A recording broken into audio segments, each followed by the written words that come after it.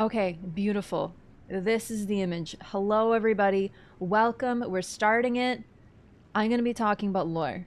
I have a couple disclaimers before we start. Number one, I know nothing about cut content. I am familiar that it exists, and I know that there's cut content relating to Miquella and Trina and Kale and whoever the heck else, and there's cut NPCs and there's some thing here. I don't know of it. I just know general mentions. I do not have the capability of looking into this stuff, so I don't know about it. If you're wondering, wait, why aren't you mentioning this cut content? It's because I don't know it. Additionally, while some cut content is cut for time, and it's also highly possible some of it's going to make it to the DLC, in fact, there's precedent for them putting cut content into DLC, it tends to take on a different form. A lot of the time, cut content is just cut. We don't know the difference between cut content that was cut because they wanted to change something and cut content that was cut because they didn't have time. We don't know the difference. They look exactly the same. They're both cut, right? So for that reason, I'm focusing on what is within the game. The first thing I'd like to mention is the name of the DLC. I don't think, can you guys see my cursor? Oh my god, I forgot you can zoom. You can see my cursor, perfect. Okay, Elden Ring, Shadow of the Erd Tree. Very notably, the text is in silver. Look at it. So interestingly, it's very similar. Like it's probably the same font, right? But look at the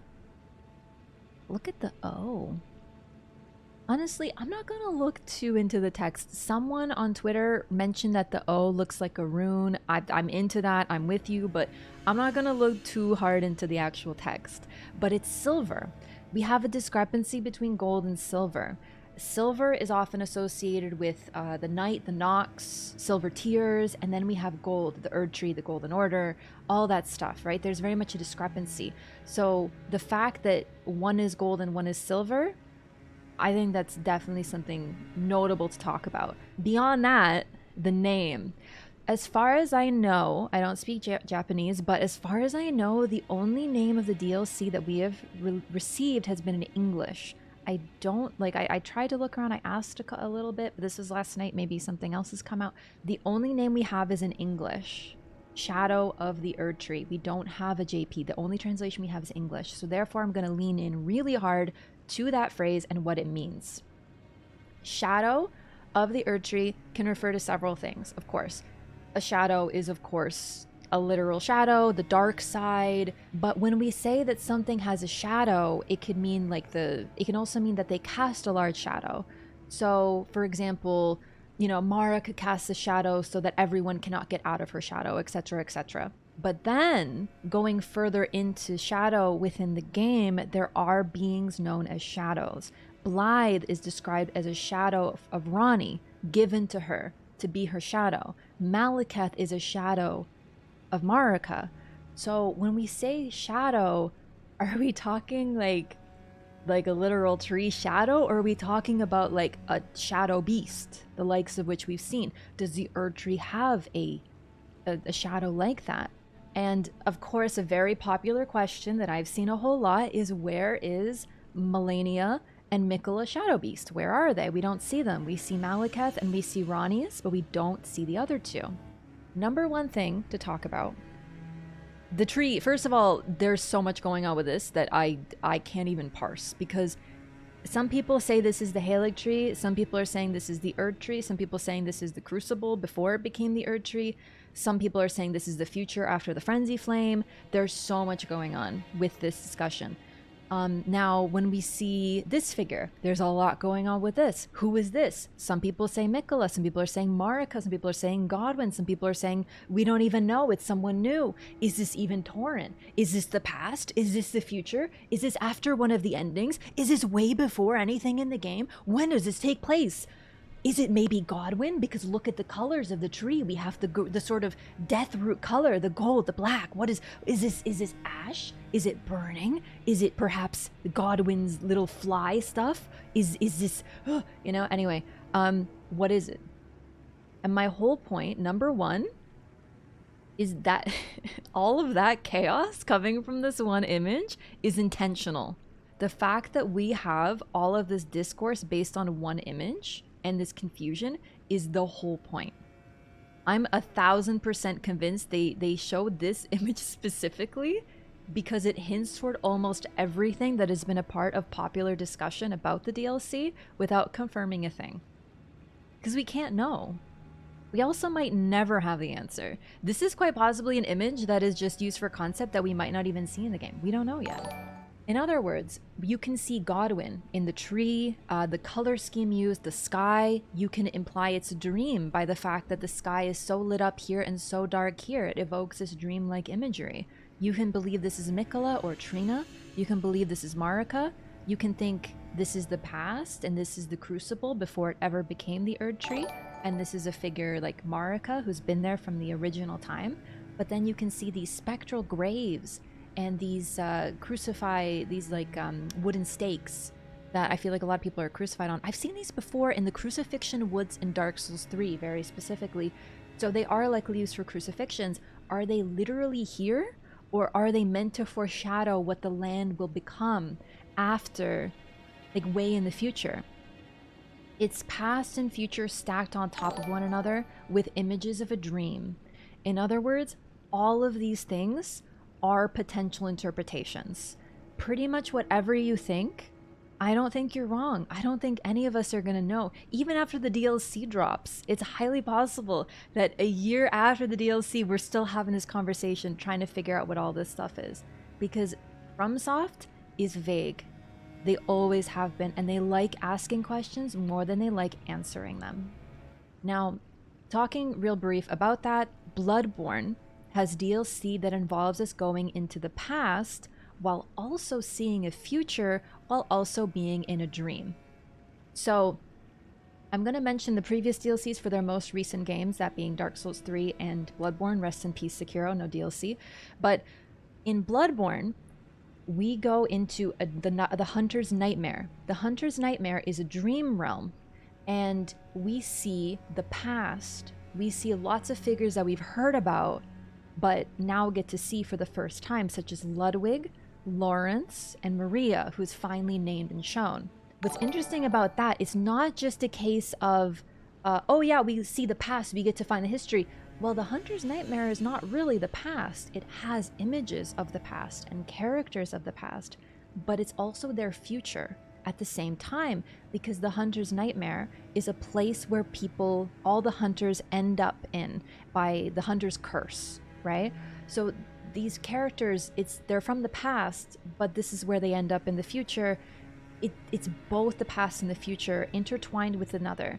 The history of the hunters, the history of Bergenworth, but also their future at the same time. And this is something that's seamlessly created by FromSoft. So the point is that there is already precedent for them doing past, future, and dream in one DLC fused perfectly. So in other words, the fact this image is so disparate with so many different parts makes a lot of sense. Also, back to time travel. We have been to the future and to the past in FromSoft DLCs before. Dark Souls 3, we go way into the future.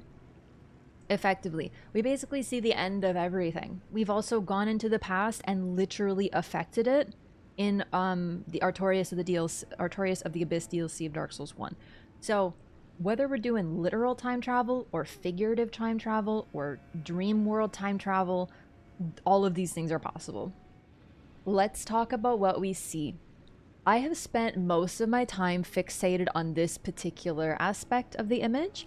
We're definitely going to get into this. I do have thoughts on this. I'm sure we all do. But I'm not certain on this yet. I'm seeing some things, but I'm not like 100%, right? This though, this is where I'm going to focus. Number one, there has been a lot of discussion on who this figure is. Now, most people are entirely convinced without any doubt, that this is Miquella.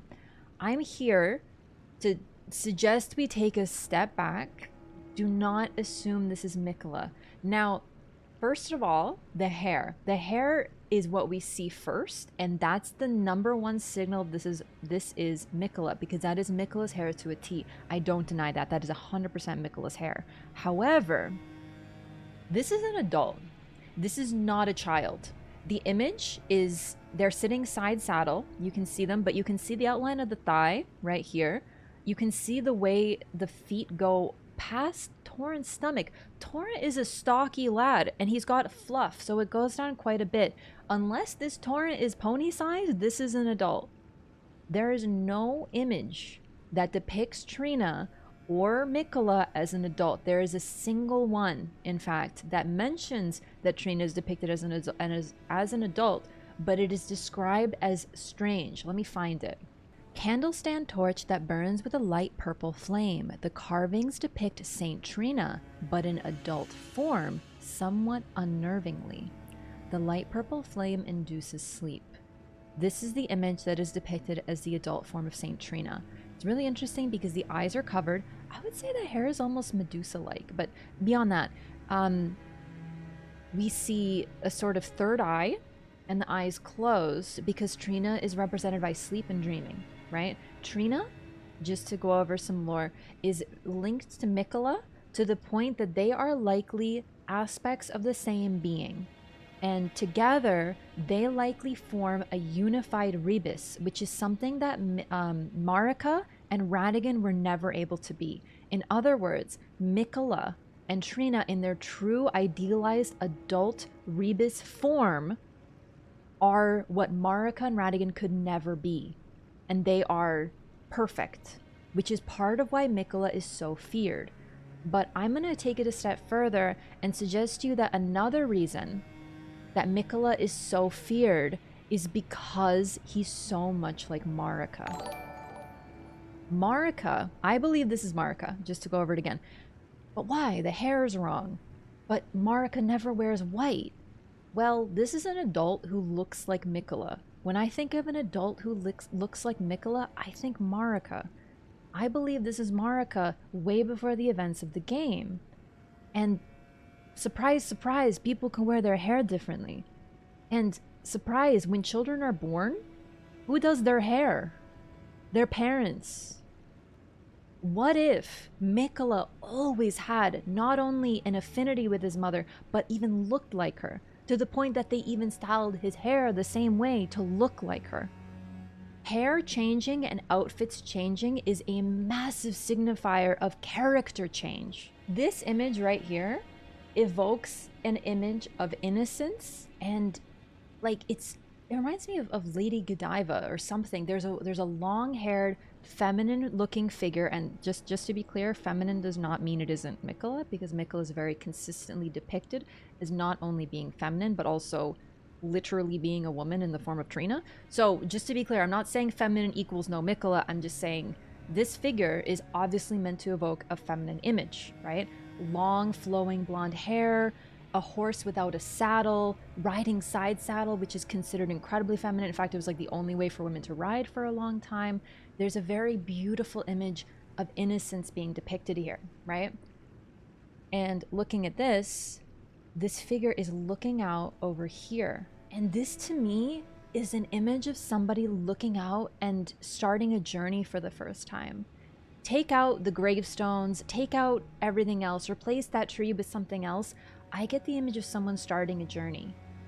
And Miquella is definitely arguably starting a journey, but what if this is when Marika was starting her journey as well? What if this was when she was very young, when she was still a maiden, when she wore the white representing that innocence and femininity? What if this is before she started doing her hair differently? So when we meet Marika in the game and when we see her depicted, it tends to be as a ruler. She is the head of a religion. She is a god. She is a goddess that is worshipped by many. And she is also wears her hair in a braid. Her hair is loose in the front, straight, but still very thick. It sort of covers her face in a sort of very freeing way. Like she still has this wild sense to her. But the rest of it is pulled back in a tight braid, but it's a very thick braid. Like it's like this thick. And let me tell you, with that much hair, it could totally look like that if it were free. However, when I see a braid like that, I also think of someone who's changed their... If I were to describe this hair versus that hair, this hair is the hair of a young maiden starting a journey, free. It's very natural. There's a very pastoral sense to this. Like, Just a person on a horse with her in the field. Everything's so beautiful. Look at all the gorgeous grass. It evokes an image of plenty, of harvest, of gold. Like, look at all the gold in this grass, right? Then later on, this is not an innocent maiden starting a journey. This is someone who leads, and she wears black, and she's a figure of worship, and she braids her hair. Let me tell you, there's one of my friends that she had a joke. We would watch movies together, and in an action movie, if there was a scene where a woman had to go do something like physical or anything at all, she was like, "This is unrealistic. She didn't tie up her hair." Because in every action movie, there's just girls with perfectly done curls and their hair's loose, and we're all like, if we're going down, first thing we do is tie up our hair. And it's kind of a joke, but I'm sure anybody with long hair can relate to the idea that when stuff starts going down, you tie up your hair.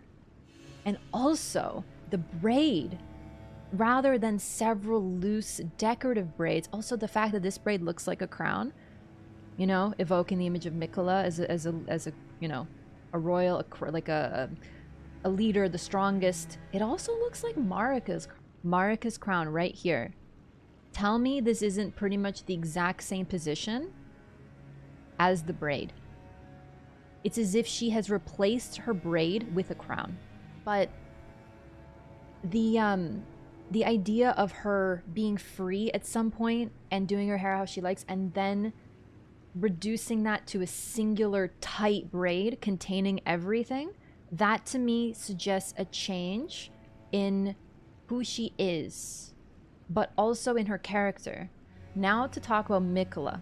This is part of the reason I have come up with a sort of theory. Okay, this is an item associated with Miquella.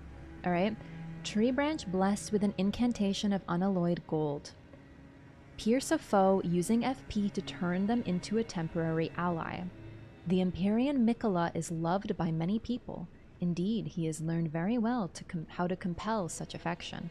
This has sort of been something that has just sort of ended with Miquella, that not many people have taken a step further, and that's kind of my entire point. Miquella is described as incredibly charismatic. This is the main source of this, the bewitching branch. That he's just able to compel affection, that he's able to make people love him. Now, I would like to suggest that he gets that from somewhere. Ever since I read that, my number one theory was, what if it's because of Marika? Marika is the god. She is the leader of the lands between. She starts a war against the giants. She is the figurehead and the leader and the ruler. We don't even hear about her directly fighting until it's to destroy the fell god, but in general, she is the leader of armies, right? When she asks you to fight, people listen. When she tells you, even her husband, to leave the lands between forever, she literally tells the Tarnished to leave. She's saying, you will leave the lands between, you will lose grace, and you will come back one day, way in the future. And everybody listens. That's what Marika is. Marika is incredibly charismatic and incredibly powerful as a leader. I think that part of the reason that Miquella has these traits is because he got them from his mom. There's also the issue of Torrent. So I thought that Torrent was owned by Marika a while ago, and this is mainly because when we meet Ranni, now it's been a while since I've seen the exact dialogue, so it's a little fuzzy, but effectively Ranni mentions having known the previous owner. Now, that could fit a lot of people. Ranni is kind of connected. It would make sense that she would see lots of different things. But I would argue that she probably has a closer affinity to Marika. Marika is likely involved in some way, shape, or form with the Knight of the Black Knives. We know the Newmen who took part in it were very close to her, not just in terms of like distance, they were emotionally close. So I believe that she was definitely involved in some way, shape, or form, even if it was Ranni who largely organized it. We don't know exactly what's going on with the Knight of Black Knives. There's tons of questions, tons of speculation, but in my opinion, she at least knew what was going on, right? To a point. I believe that Marika and Ranni knew that they had to do really extreme things in order to overthrow the Golden Order. Ranni and Miquella both have a very similar goal, and they want to get rid of the Golden Order, and they want to get rid of all the outer gods, you know, all the influence of the outer gods. But why don't they work together? Well, I think it's because Ranni killed Miquella's beloved older brother. Miquella and Malenia were close, we know that. And there's another statue that's highly likely to be Godwyn, right? So he was very close with his brother. And there's another item description. Let me find it. A sword made to commemorate the death of Godwyn the Golden, first of the demigods to die, infused with the humble prayer of a young boy. Oh brother, Lord brother, please die a true death. This is Miquella talking to Godwyn. Miquella made this for Godwyn. Miquella wanted to help Godwyn, whether that is to... Miquella wanted him to die for real, most likely. That was his true goal. There's a lot of stuff in Castle Sol that suggests that Miquella was trying to create an eclipse. He was trying to create an eclipse that would somehow lead to Godwyn dying a true death, but they failed. So even though they were really only half siblings, Godwyn was very close to Miquella. There's a statue of Godwyn embracing both of the young twins. The main point of this is to say that they were close. And if Ranni, whether intentionally targeting Godwyn or not, Ranni's actions led to the death of Godwyn. I do not believe that Miquella... We have no information. I'm pretty sure that Miquella would have hated, if not at least resented Ranni. I don't believe that they would have been in any way allies. And I think he would have very intentionally stayed very far away from her, even if their goals are kind of the same. Also, the colors, I think I mentioned this earlier, but the colors of this definitely evoke Deathblight and Deathroot, right? Like this sort of blackened looking tree. Is this from Godwyn, or is this ash falling from the tree? To me, it looks like ash falling from the tree. Why do you think Miquella was the hope of everybody? I think it's because he has the most traits of Marika, including her charisma, also her ability to talk to spirits. Okay, so here's another thing I want to talk about. We know where Malenia gets her sword fighting abilities. We know who she learned from, and we know where Malenia gets her appearance from. Her red hair's from her father Radagon, father, you know, mother, one body, god thing, whatever. Her rot curse and her rot weakness, but also her rot abilities come from the Scarlet Rot Outer God. We know almost everything about Malenia. Why don't we know anything about Miquella? Right? Maybe it's because the missing piece is Marika. I believe that Marika was a spirit tuner who previously owned Torrent, so this image was not a surprise to me. We also know that Roderika, interesting name considering Marika, Roderika, the same ending. We know that Roderika has a talent for spirit tuning, and it's associated with the color of her eyes. With Hugh, we learn specifically that he knew someone who was very good at spirit tuning, and they had the same color eyes. Hugh almost constantly talks about Marika. It is possible he knows more than one person. Totally. Like, it could be someone unseen. But I can't help but think with the name Echo that there's something there, right? Hugh worships Marika, but is also very close to her. He talks of how terrifying she is because he worships her as a god, but he also talks about how she beseeched him to create a weapon to kill a god. Hugh was immensely trusted by Marika, and he did not let her down. So not only did Hugh know her, but it's quite possible that when he talks about the spirit tuning abilities, he's talking about Marika. It's someone that he expresses he's very familiar with. Maybe he doesn't want to say it outright, but I think it's interesting that we learn... Oh, also, the fact that Melina is the new rider of Torrent before we received Torrent. Melina describes herself as the daughter of someone who... Her mother lives in the Erdtree. Who lives in the Erdtree? It's Marika. It's most likely that Melina is Marika's daughter. Marika may not have literally given birth to her in a traditional sense, but in the idea of who Melina is, she considers Marika her mother. So a younger sibling receiving a horse from an older sibling, it's definitely possible. It is possible Miquella was like, oh, you're my new sister, here, have a horse. But to me, the idea of the youngest sibling possessing the sort of horse that the mother had makes more sense to me, right? The idea of Marika being like, hey, you are also, here's another thing. If Melina is a spirit and she considers like she's in a spirit form, she doesn't have a body, but she considers Marika her mother, then that suggests that Marika is good with spirits, right? She's able to spirit tune them. She's able to give them some sort of form and strengthen them, or even create them, possibly. So maybe her horse eventually becoming a spirit, she kept her horse as a spirit, right? And then she kept her daughter as a spirit in some strange twisted form, right? Anyway, my point is that it's just it's Mark, or this is adult Trina or Miquella, but that doesn't really track with any other information that we have, because if this is adult Trina / Miquella, then like, why are they not super worked by like what Moog did, unless this is a dream? But even then, the depiction of Trina as an adult is odd. It's unnerving. It's not natural. Because Trina, like Miquella, is a child. My main point here is that a lot of the traits that people ascribe to Miquella arguably came from Marika.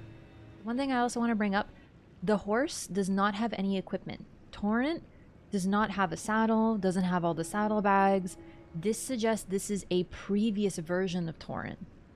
It could also be a reborn Torrent, because that doesn't make sense. It just doesn't track. I do not believe this is post-ending. Number one, first of all, I know a lot of people are saying one of the endings is going to become canon. I don't know why FromSoft would create a game with 5 endings just to tell you one is real. That doesn't really make much sense to me. They never have, so I don't know why they would change that. It would limit too much discussion. And like I said, FromSoft likes to ask questions, not answer them.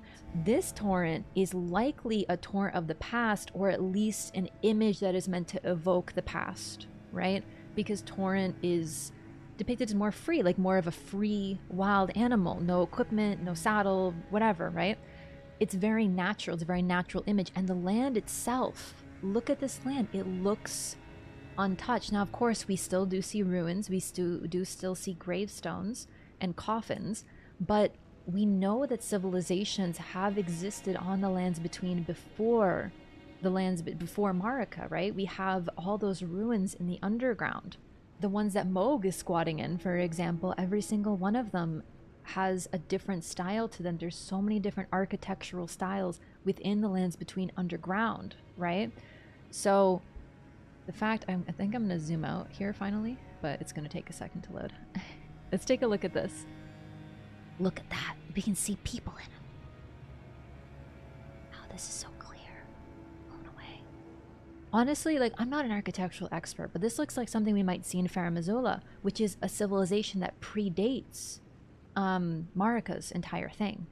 May not even be Torrent, could be his brother. Yeah, you know what? That's another thing. We're assuming it's Torrent. Maybe that's wrong too. It might not be Torrent. Now, of course, there's also the other side of it that sometimes the most simple explanation is the one to expect, right? So the fact that it looks like Miquella means it is Miquella. That's totally possible. But I think it's easier for me to explain someone changing their hair than it is to explain someone who is eternally a child growing up.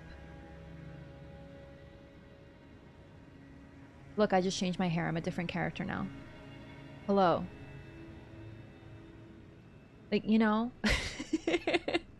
Like, I know that that's like a common thing, right? It could be a child. I'm sorry, this is not a child. I say I'm sorry, but I don't mean it. This is not a child. If the torrent is the same size, I have a torrent for scale here. This is a grown-ass adult.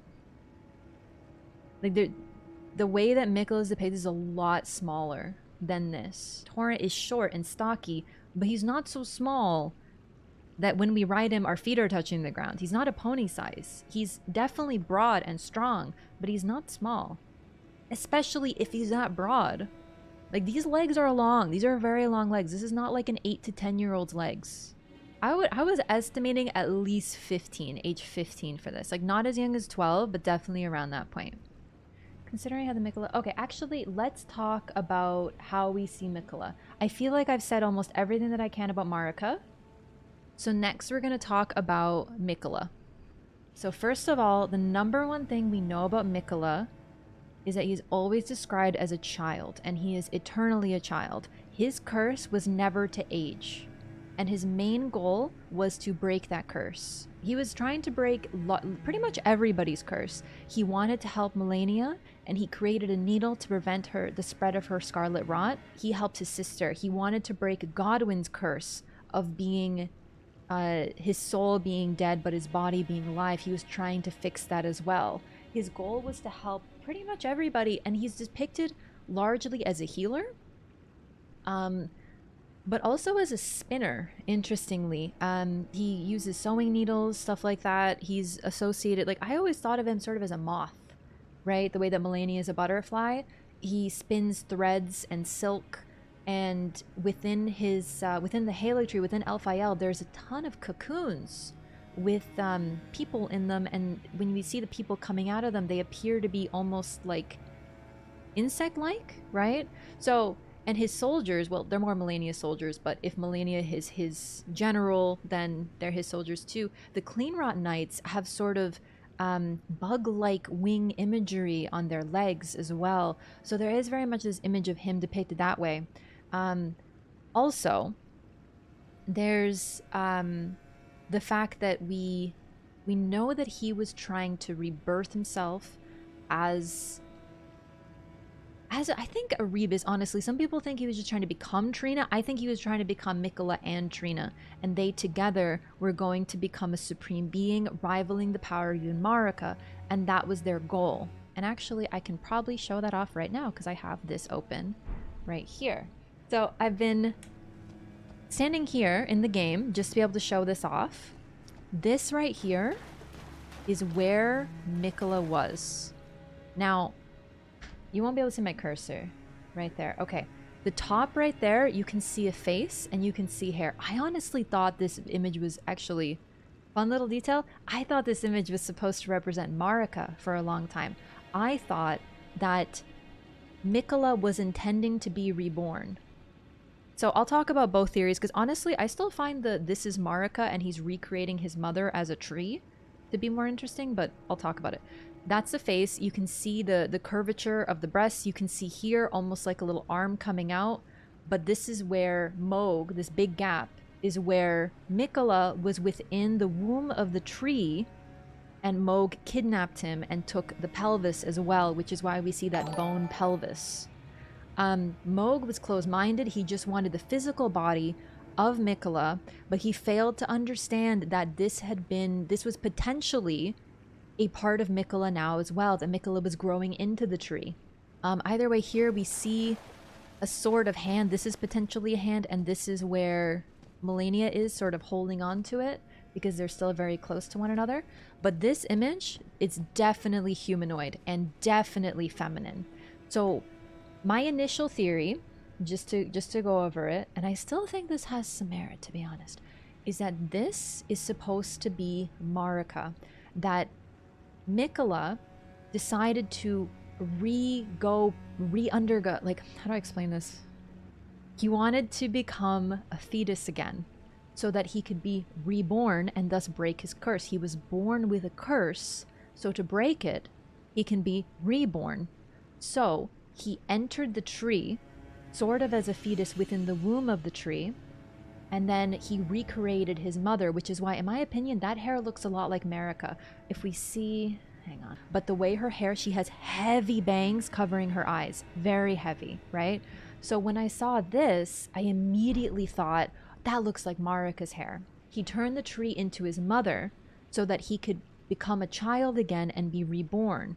So I thought initially the tree was going to be his mother, right? However, it's also possible that the tree was going to be his final form, that he was entering the tree through the womb and then he was going to be reborn as this being, but it was cut off in the middle. So he was effectively being pregnant with himself and his final form would be that of the perfect rebus, which has both masculine and feminine traits, which is both Miquella and Trina. I think both interpretations kind of work. I still really like the idea of him recreating his mother so that he could be reborn, but either way, this was supposed to be a rebirth. However you see it, he was trying to be reborn.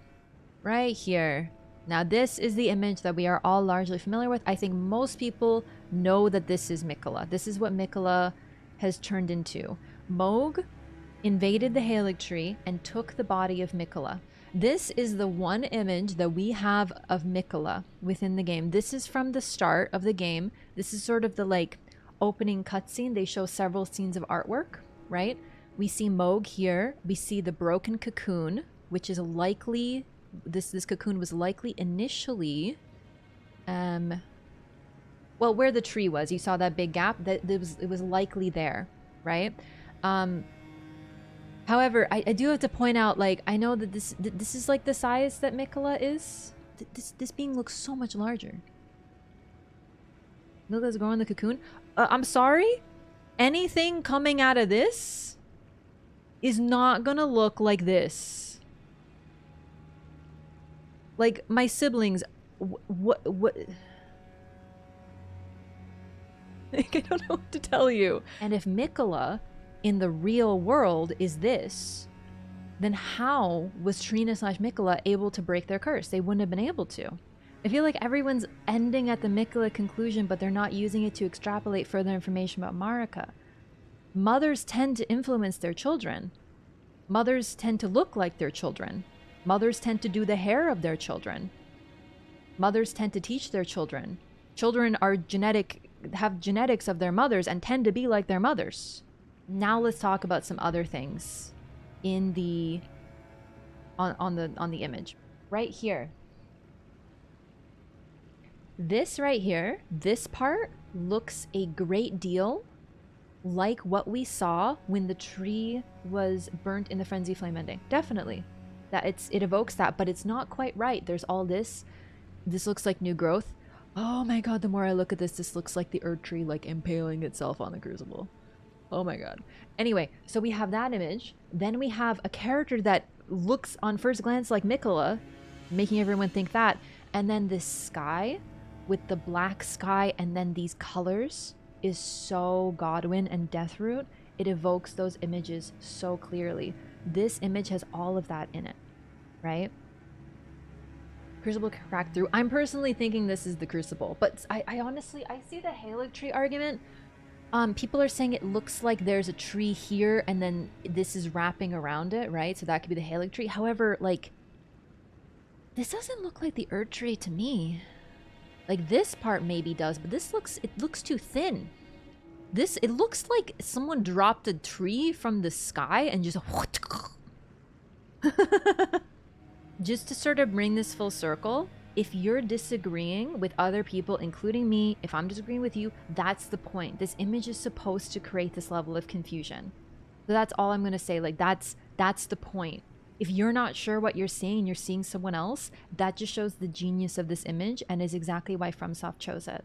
This part looks shattered, like annihilated right here. And this, look at this, like the fresh, everything falling from it. Okay, let me just tell you what I see in this image. I'm just gonna go out there and this is what I see. I told you I think that's Marika on Torrent. I believe she was the previous owner. I believe she was familiar with Ranni and everyone knew of the image of Marika on that horse. I believe she gave the horse to her youngest daughter Melina in a spirit form. Her youngest daughter also was a spirit without a body, thus making them a perfect pair, and she sent Melina to help the Tarnished because the Tarnished was Marika's final, like a final Hail Mary to stop the Golden Order. If she failed, if Ranni failed, if everybody failed, honestly, she kind of expected that. She expected none of the demigods to really succeed. She knew that the Tarnished could do it. They were her last hope. The Tarnished returning to the Lands Between was entirely something manufactured by Marika in the first place. Melina helping you, that was guided by Marika as well. Melina says that that was her goal, was to find her mother in the Erd tree, right? So either way, that's true. So what I see when I see this image, I see a young woman looking out, perhaps curious, perhaps adventurous, looking at this as, it's like foreshadowing. It's like Marika's like, huh, what's happening over here? And she'll end up over here and she'll find the tree or the Elden Ring. She'll find the Elden Beast, she'll find the Elden Ring and become the holder of the Elden Ring. But this is before any of that happens. We see a land full of potential and history. We see ruins from civilizations who have already risen and fallen on this exact space. But then we see this beautiful, gorgeous field and roiling hills. This is an image of beauty. There's very light clothing. The horse has no saddle. It's very much an image tied with nature. But then there's this fog coming over from the side. And then there's these gravestones everywhere. And then there's these crosses designed exclusively for crucifixion. But they're not real yet. They're just ghosts. They're what could be. They're a reminder of what happens. If you take out the fog, if you take out the scary black sky, if you take out the illusory graves, we see a young woman looking out at her journey that she's about to have. But also we know what happens when Marika goes on her journey. She regrets it. She regrets everything. She realizes she has made the biggest possible mistake and she does everything she can and sacrifices everything that she has in order to undo it. And thus, while we see this image of pastoral, natural beauty and perfection, we also see these signs of death everywhere. Now, this is, it's really funny. I zoomed in so hard on this and centered around everything here. I've definitely looked at this tree, but not as much as everyone else. So first of all, it does definitely look like a tree wrapped around another, right? Now, you can read that as several things. First of all, you can read that as death root, emerging from the ground at last, grasping around the Erd tree and squeezing the life out of it. I mean, it's blackened. We see this ash, or perhaps that, like, honestly, I think this is ash or parts of a dried out tree. Personally, that's what I see. I see ash falling. I don't see the Godwin flies, right? I don't see his death blight personally, but you could see that. That's one interpretation. Another interpretation, this is the Halig tree. I don't know if we get like a real image of the Halig tree from a distance, at least not the same way. The Halig tree is a lot more ephemeral, but you could read this as the Halig tree is emerging to crush the Erd tree yet again. There's very much like it's strangling the Erd tree. Yeah, that's potentially one thing. I see something else though. It literally looks like this tree was here already. This one that's kind of wrapped around. But this tree came from the heavens and freaking impaled it. Personally, that's what I see. Because the way this is a lot thinner than the Erd tree, and of course I know everyone's going on about like, well, scale wise, like it could just be not too super accurate and stuff. Yeah, but this is like maybe a half the size. Like if I were to draw the Erd tree, I'd start it like here and here. Like Erd tree's thick, right? This is so much smaller. This could be... Okay, so this is one thing I thought. You know how the Elden Beast came on a star and it landed in the lands between? What if it literally landed on the tree, on the crucible, on the tree that the crucible was before it became the Erd tree? What if it freaking like literally came from the sky and just gonna build it, just and then grew out of it? And this is its like innards leaking like an infection. It looks like a festering wound, right? Like, I don't see squeezing blood. I see it like infecting, like spreading an illness, right? I'm personally seeing a lot of the past, honestly. I know a very common interpretation is that the Erd tree is like a parasite, for sure. And we know the Erd tree sap ran like gold. And in the golden age, of the Erd tree, we know that the tree gave many tears, fell from it, many, much plenty. It was a plentiful time, I can't even grammar right now. You know what I mean, right? I don't know if this is literal or stylized, but either way we see, but then again, look at right here. This is actually a really interesting part. Can I zoom in even more? This right here, this almost looks like it's stabbing into it. For sure, this part is like this, as if it's an injury.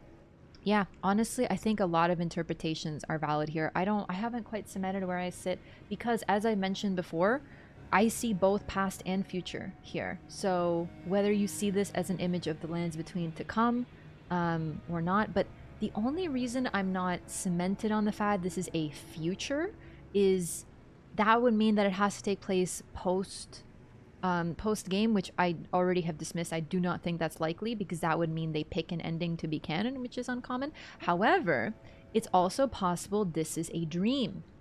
The thing is, we know Godwyn has a dream, and he is in a dream world. We use Fia to enter that dream so that we can confront Fortisax. So, Trina is of sleep and exists in dreams. Miquella is Trina. And we have Godwyn with a dream. Also, just as a side note, now, of course, this is likely either the site of the Erd Tree, past, present, future. I think we can be certain that this is where the Erd Tree was, is, or will be, right? There's nothing down here. There's no city. There's not even the ruins of a city. There's not even an outline. There's not even a shadow. It's just mountain. This suggests that Leyndell has not yet been built. Or has been annihilated and crushed into dust, but not even a ruin? Right? Not even like a little peak somewhere? Can't see Galmior or Mound of the Giants. The thing is, we don't know where this is. I think people are thinking Altus, but I don't necessarily think this is Altus. This could be a land not yet seen, right? Also, very notably, the state of the lands between looks very disjointed, and it's possible that the shattering of the Elden Ring shattered the world as well. That's a super common theory. There's tons of different evidence, but it's possible that this is more what the land looked like before the shattering. But once again, I'm leaning toward the past. I'm really trying not to be biased here in terms of like obviously I have my interpretation and I'm expressing it to you, but I'm trying to show and see everything. So please understand, I'm not trying to be like, it's for sure the past, bro, because honestly, I don't see 100% the past here. I see a fusion of both. And I see the influence of a dream. This sky, specifically right here, this is so much like a less extreme version of the sky that we see in Fortisax's dream, and Fia's dream, and Godwyn's dream. So the dreamness and the future, the sort of graves and the death to come is there too, not just the past. But I can't help it, I'm seeing a lot of past. I'm seeing a land untouched. Like, there's literally no sign of any city ever having been on this land, I don't believe. Well, then again, this could be way in the future, a la Gale or something in Dark Souls 3 DLC, right? And everything's just sand, but I don't know. So, okay. Melina is likely the Gloom-Eyed Queen, right?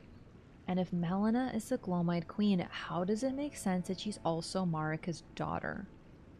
The Gloom-Eyed Queen was one of the first rivals that Marika needed to defeat in order to cement her power. From the Gloom-Eyed Queen, Marika received the Rune of Death and gave it to Malekith. Marika's smart. She doesn't get rid of her rivals. She makes it so she can still keep them around in case she needs them. I don't think she destroyed the Gloom-Eyed Queen. I think she turned her into such a form that she would no longer be a threat. Look what she did to the last giant. She still needed somebody to take care of the giant's flame just in case, so she kept one giant alive in a pitiful form, just to make sure that if she ever needed them, they'd still be around.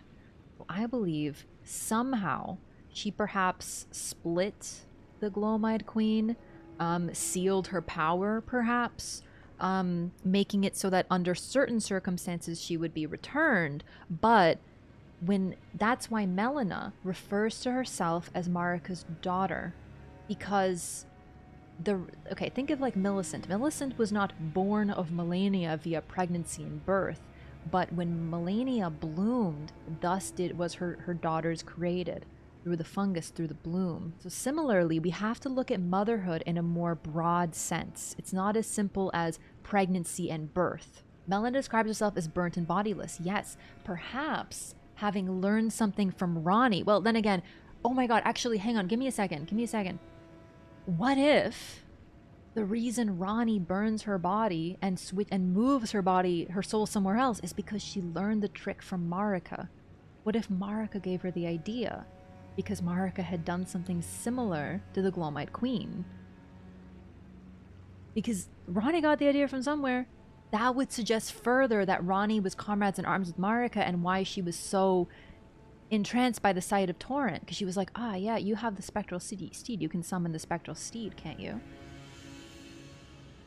Oh my god! I'm loring right now. This is so neat. Okay, it's just like the speculation and stuff, but like, isn't that so interesting? Anyway, okay, but Melina 100% refers to herself as the daughter of someone who's in the Erdtree, and the only people in the Erdtree are the Elden Beast, Radagon, and Marika. And Radagon and Elden Beast have no interest in helping the Tarnished, so it's gotta be Marika, just by process of elimination. Yeah, like the idea of Marika giving her youngest daughter in an untraditional sense the mount is a great idea. It makes perfect sense. This statue is really interesting. I have no real argument with what most people conclude, which is that this is Godwyn, this is Melania, and this is Miquella. We can see a sort of very delicate crown on all three of them, suggesting that they are royalty. I guess it's arguable who is who here because they're twins, but if you notice, Miquella right here is already smaller than Melania, which is why I believe this one's Melania, because they're both kneeling. Their knees are at the same height, right? That's inarguable. They're at the same height. They're even, right?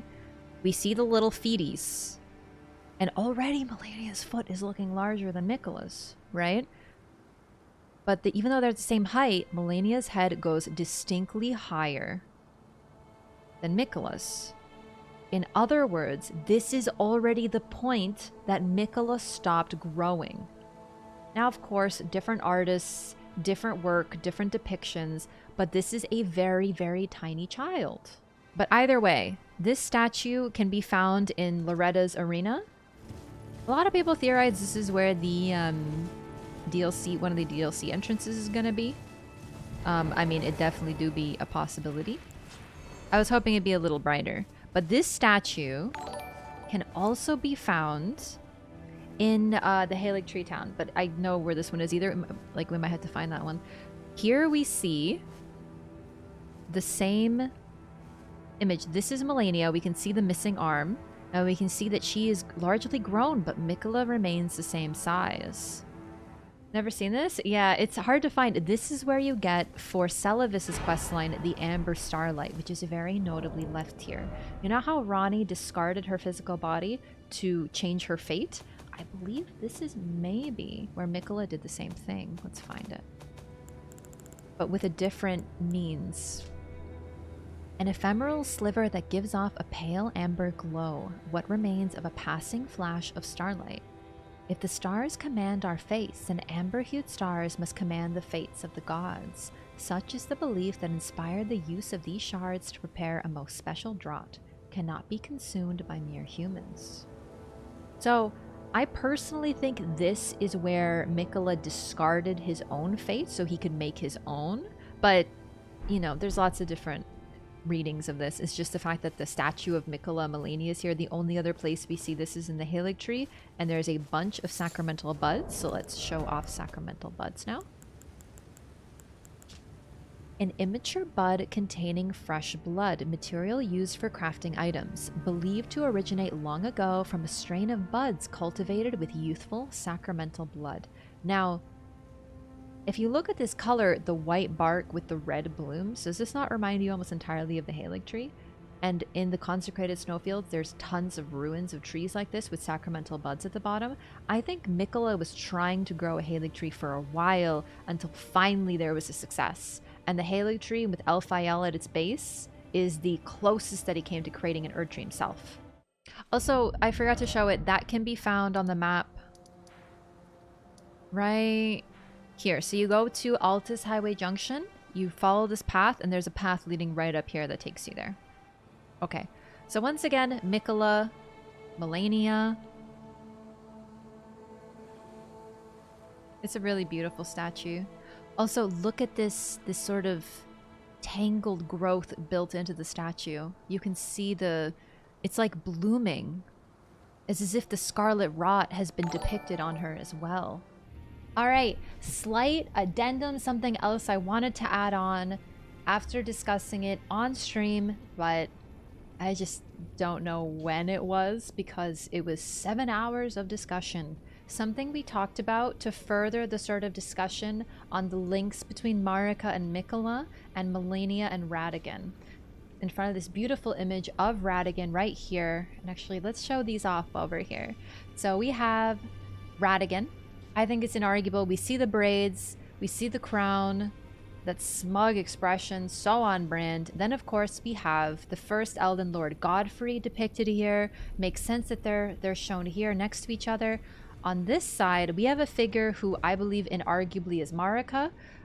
She is depicted with her crown, with the colors that she has often been associated with exclusively in the game, the black and the gold, but very noticeably a crown, but her hair is unbraided completely.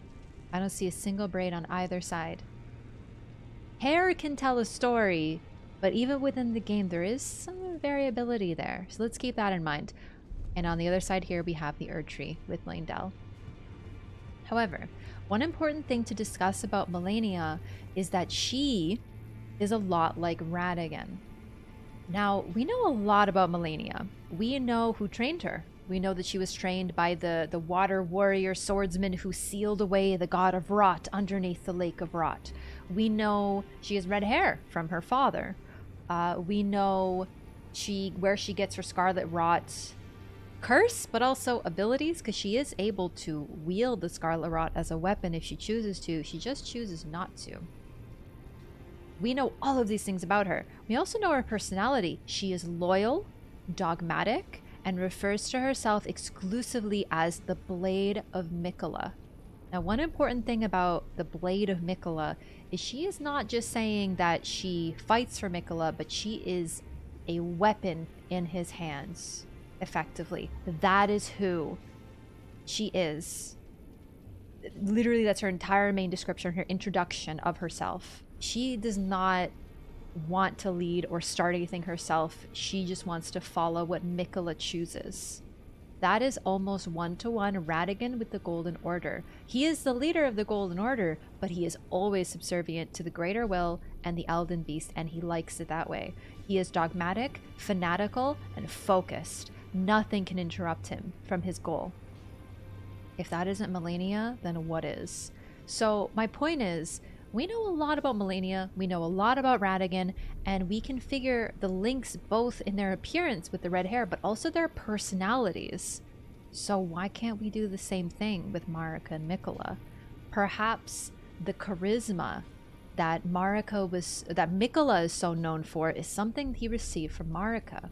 Maybe the fact that he is powerful, charismatic, and driven in a similar sense to create a new order is something that he received from Marika, and something that we can reverse engineer as being a trait of Marika, the same way that we can look at a trait of Malenia and see it in Radagon, and see a trait of Radagon in Malenia. Oh my god, sorry, it's been a while. Either way, this is something that we talked about, but I couldn't find it, and I just wanted to add this on because I think this is really interesting in that the way that birth and being a parent happens in this game is often a little bit more variable than you would expect. It's not literally mother, father, pregnancy, birth. It's It's different, especially when we're dealing with gods and Radigan and Marika, who are fused as one. Perhaps their offspring are more like them than you would otherwise guess. And that's pretty much it. Either way, this has been quite an experience. I'm just happy to be here. Lore is my favorite thing. It's always where I'm in my element. I love discussing this. I love sharing this. And my favorite part of this, if I can leave you with one thing, it's to question and theorize and be skeptical and use everything that you've learned to come to your own conclusions, because in the end, this is fun, right? This is why I do this. This is why this community has captured me for so long and why I love it so much. I'm happy to be able to share my thoughts, and I'm just as happy to read others. This is why I love this sort of stuff. It's really special to me, more than anything else. So whether you agree or not, that's okay. My goal here was to show everything that I could. Of course, I have my own perspectives, my own biases, things I believe. But in general, my goal is to just show what is there, and let people come to their own conclusions. So let me know what you think, whether you agree or disagree. Let's get some discussion going, because that's all I could ever ask for. Thanks so much. See you next time.